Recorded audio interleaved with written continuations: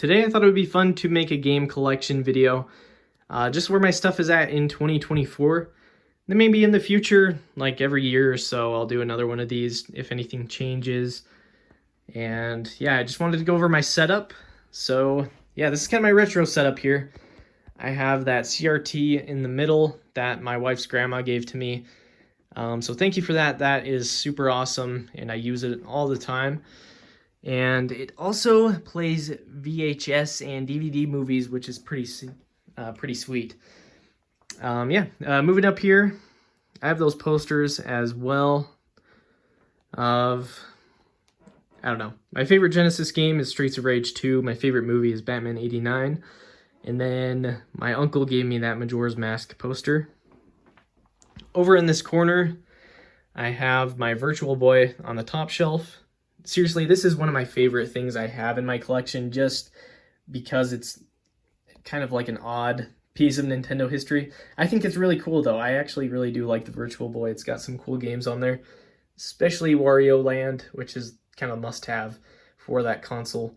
But yeah, one of my favorite things I have in my collection, just because it's kind of weird. And then Wii U gamepad right there. I have my Wii U somewhere else, not in this room, but that's where I keep the gamepad to charge. And there's my one and only amiibo.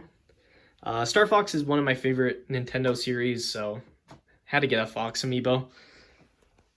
And in these drawers is a heaping mess of controllers, it's kind of organized. The top two are mostly Nintendo, with a few exceptions. The bottom one is just kind of everything else. So yeah, it's also where I keep my different memory cards. Oh yeah, gotta love that Mad Catz GameCube memory card. Such a great company. Definitely super great. Anyway, in here, yeah, just more controllers, a bunch of Nintendo stuff, and more controllers in there. They do the trick for the most part. Sometimes the controllers get a little bit tangled with their cords, but it does pretty good at storing them. And over here is my GameCube, and behind it, this is how I have each console connected to the TV. These two different AV switch boxes that I'm able to switch in between each different console. It's kind of my goal to have them all ready to go at a moment's notice. If I wanted to play NES and switch over to Saturn or something, then I don't have to fiddle with a bunch of cords, and I can have it all plugged in, ready to go. And yeah, for the most part, I have accomplished that, except for a few consoles I don't have plugged in. But down below on this shelf is, of course, my NES, which right now is playing my copy of Super Mario Bros. Plus Duck Hunt. I thought it'd be cool to go kind of by each console, how it released in the Nintendo timeline. So yeah, NES, Super Nintendo there, and then Nintendo 64. And I also have my PlayStation 2 Slim on this shelf. And moving down below, kind of hard to see, but it's my Sega Genesis Model 1. I do have a Model 2 as well that is not currently plugged in, and it's in storage right now. Sega Saturn right there. The Saturn is a seriously underrated console. It's got a lot of great games for it. And another one of my favorites, the Sega Dreamcast, in that far right compartment there. Up top is my little Joy-Con dock right there to charge them. And then the PlayStation VR dock, as well as for the controllers. Yeah, so that is my retro setup there. Moving a bit over to the right, that's my gaming chair that my wife gave me, so I can play retro games in here. It's a great chair. All right, and this is the game shelf.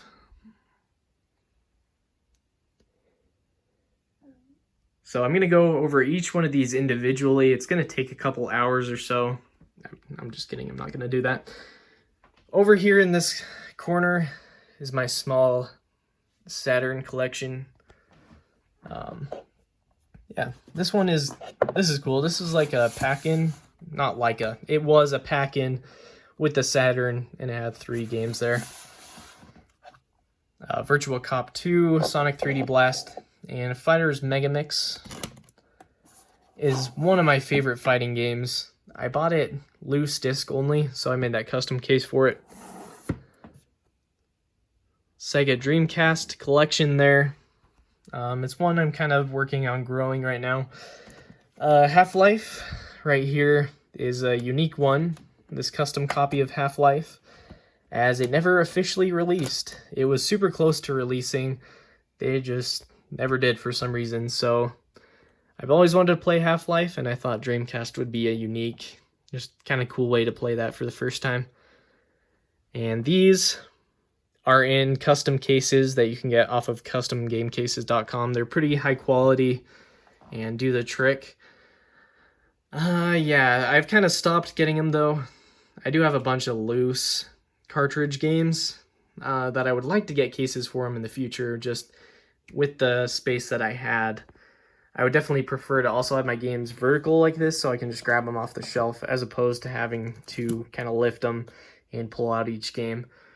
Just a little bit more messy, but with the space I had to work with, this is how I did it, and it definitely does the trick. So yeah, NES, Super Nintendo, Nintendo 64 boxed games. Not in their original boxes, but I don't really care about that too much.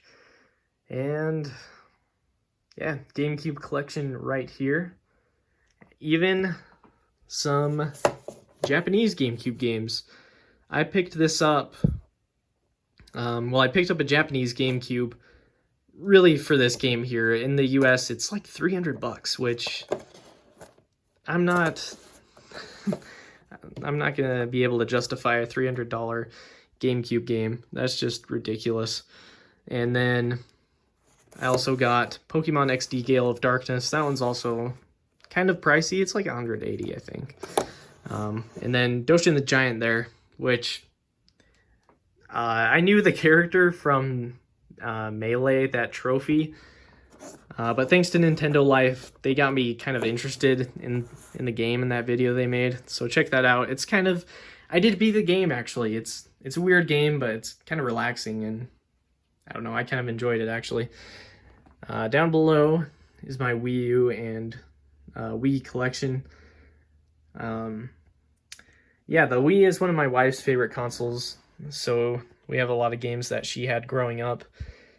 Not her copies specifically, but we've went and bought them just for nostalgia. And then Wii U there, and have that awesome World Championships NES edition big box on display. And then this is my Switch stuff. I've got to say, the Switch, I don't like the spines on the Switch. They stand out because they're bright red, but I would prefer that they have these cool different art designs like the GameCube that are more, I don't know, they catch your eye more, and then you're able to find which game you're after a lot easier than having to read those small letters and looking for the game you want to play. But I don't know. Just a small nitpick, I guess. Don't love the Switch spines, but I do think the Switch has some awesome games. Down below are more Switch games. I apologize for the creaky floor too, by the way.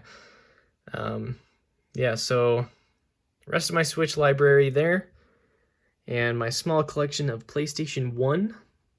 Don't actually have a PlayStation 1, but they are backwards compatible on PS2. And PS2 games. Now, a huge chunk of these I actually got for free in a box of just a bunch of random games.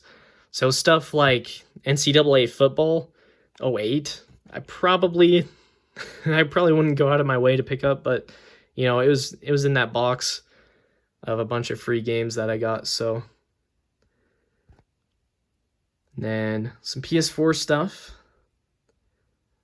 right there. I'm trying to collect all the Final Fantasy games that I can. It's become one of my favorite game series, so I'm really going after all the Final Fantasy stuff that I can get. Down below is my original Xbox and Xbox 360 game library.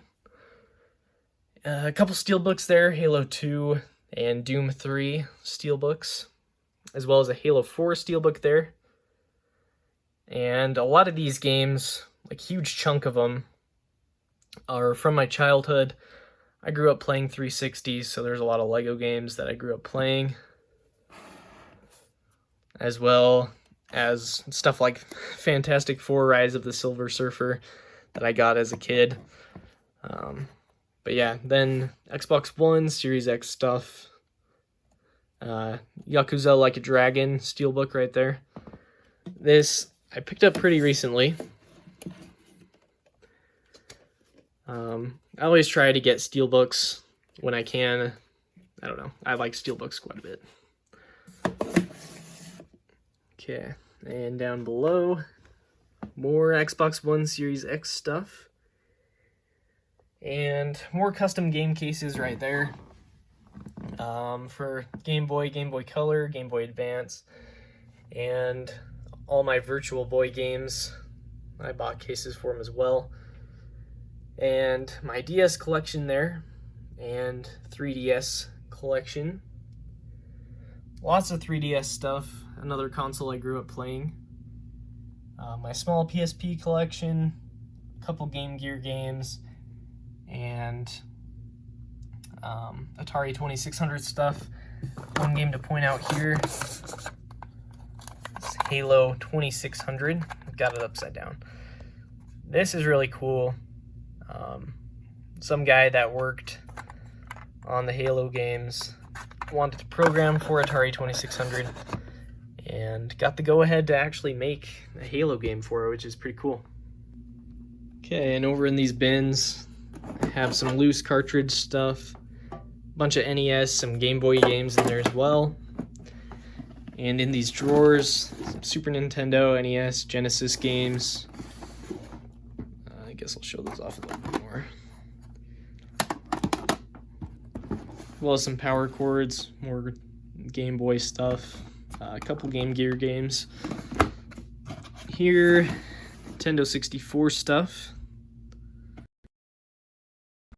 And then down here, it's my Atari 2600 Plus, the cords for it, some handhelds, so my Game Gear, my Switch case, and those cool Game & Watches that Nintendo released for those anniversaries.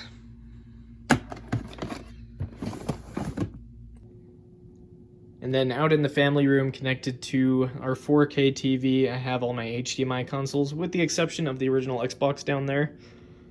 But up top there is my Switch. And original Xbox, I have that connected with an adapter to use it on the HD TV. And down here is my special edition Halo Reach Xbox 360. Left here is my Xbox Series X. Really cool story. When I got this, my then girlfriend, now wife, actually bought this for me and surprised me. When I got home from work one day, she had it ready for me, and did not expect that, but super awesome surprise, and I really like the Series X. And in the right one here, I have my Wii U and PS4 down below. That about wraps it up.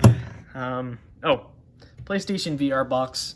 I brought it out here to get it connected and ready to go on the TV, but just haven't plugged it in yet. So that is the setup as of 2024. I think I'll make more videos like this as each year passes, just to see how things change. And I appreciate you watching this video.